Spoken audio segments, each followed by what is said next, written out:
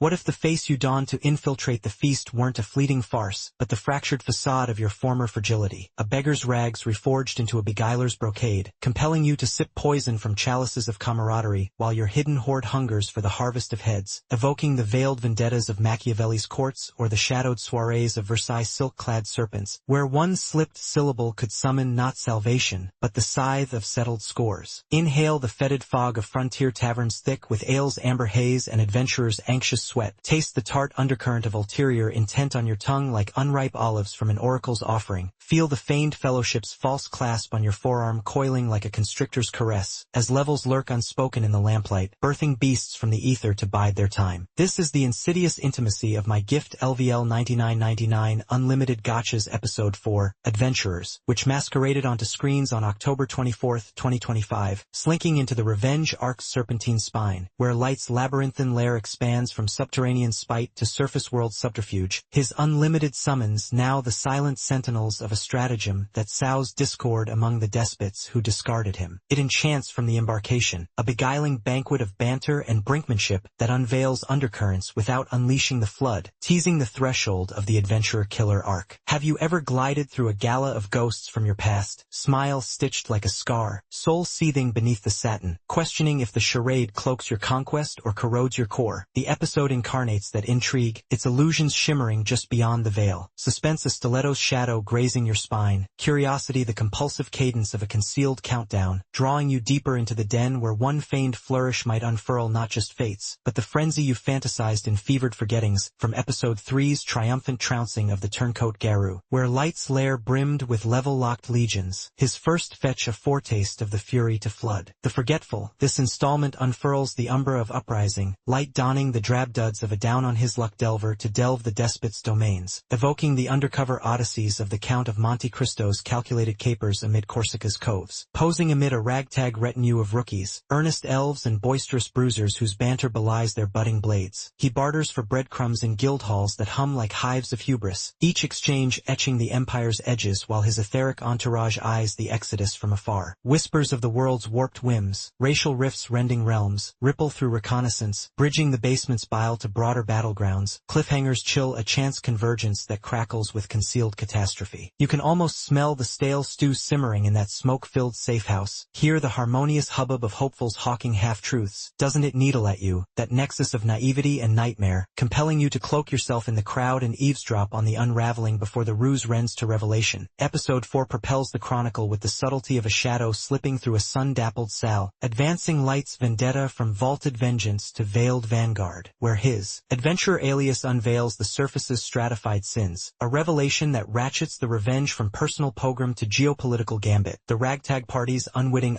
alliance a twist that tantalizes the adventurer-killer arc's advent, per Light Novel Volume 1, Chapters 5 to 6, The Masquerade March, where reconnaissance reaps not just rumors, but the ripe recruits for his rising reign. Pacing parleys a poised pendulum, ponderous in the persona's painstaking polish, akin to the protracted ploys before the Sting's sleight-of-hand symphony, surging to skirmishes spark that simmers sand saturation, dramatic equipoise a elegant equilibrium interweaving infiltrations itch with incipient incursion. Fans flag cloudy aspects, Light's seamless surface sojourn sands summon scrutiny, the party's precipitous rapport seeming serendipitous, or the guild's guarded gossip too glibly gleaned, but Volume 1, Chapters 5 to 7 elucidates. His egress employs etheric echoes, e.g., phantom phylactery artifacts funneling familiar facsimiles, detailed in the novel's appendix on gacha gambits. A lore load mitigating the dungeon drag that dooms lesser lords. The party's pluck stems from scripted serendipity, Light's luck lash passive priming providential packs, echoed in Chapters excess racial roulette, not narrative nudge, while guild gabble, faithful to the source's satirical skewer of adventurer archetypes, enriches the anime with the LN's unflinching